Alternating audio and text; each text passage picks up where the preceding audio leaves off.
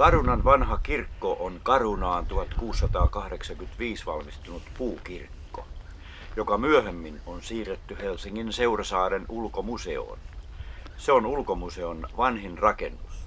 Nykyisen Carunan kirkon valmistuttua vuonna 1910 vanhan kirkon viereen siirrettiin vanha kirkko Seurasaareen vuonna 1912. Se on nykyäänkin Seurasaaren ulkomuseon tunnetuimpia rakennuksia.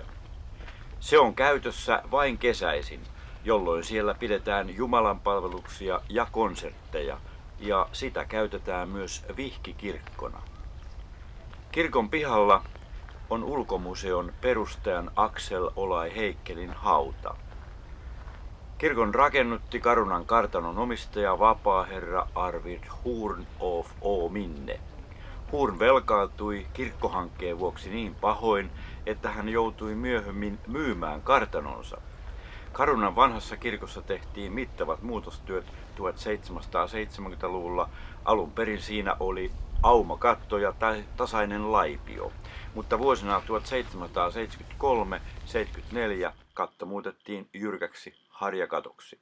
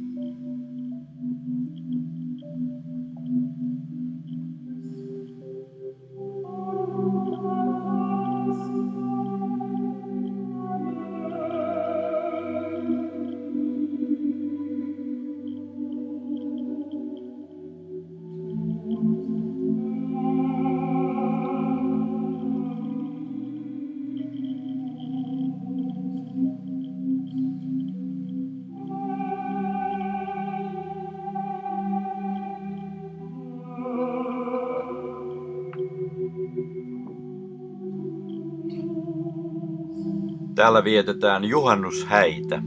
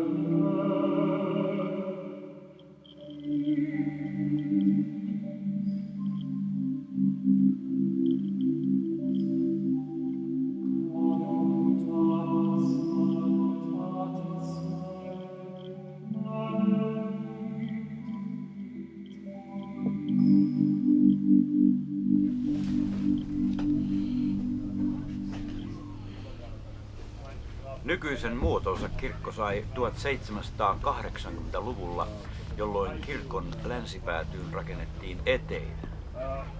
Rakennusmestari Anders Fahlbergin suunnittelema kellotapuli valmistui 1767.